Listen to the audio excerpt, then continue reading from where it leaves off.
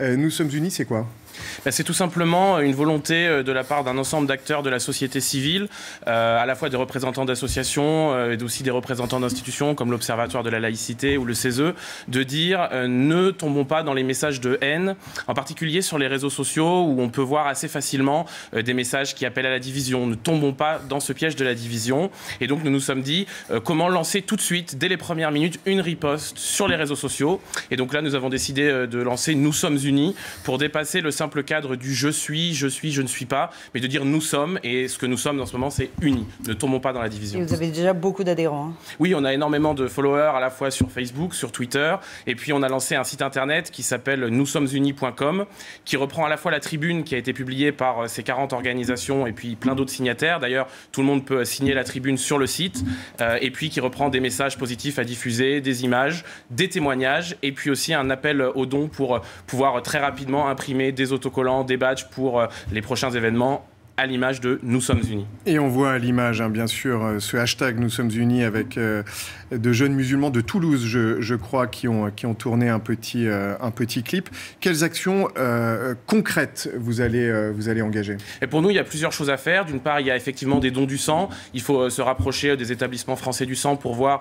où sont les besoins, ne pas saturer non plus, mais répondre à la demande urgente. D'autre part, nous avons lancé une initiative qui s'appelle Voisins Unis, puisqu'on ne peut pas toujours sortir de son immeuble, on peut au moins sortir sur son palier, aller voir ses voisins, leur proposer un café et en parler. L'important, c'est d'en parler.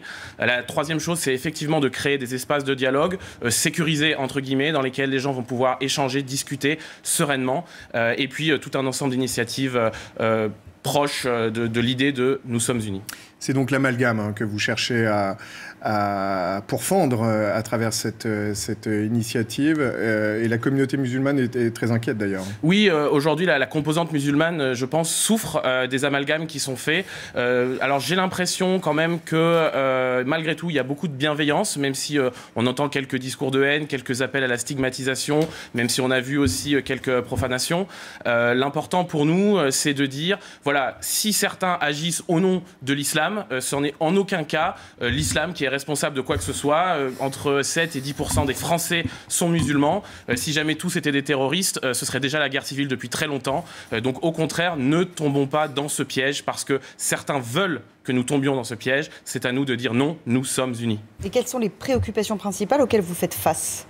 Aujourd'hui, les gens ont à la fois peur, ils ont peur, est-ce qu'on est en danger? Est-ce qu'aujourd'hui on a la bonne réponse? Alors aujourd'hui, les politiciens sont en débat sur quelle est la réponse. En tout cas, je pense que les gens ont peur, mais je vois aussi que les gens ont beaucoup d'espoir. On le voit dans les témoignages que nous recevons, on voit beaucoup d'espoir et une vraie envie de dépasser les clivages et de dire peut-être que ça va recommencer, mais dans tous les cas, nous avons de l'espoir et nous sommes un pays fort et nous ne tomberons pas dans le piège des terroristes.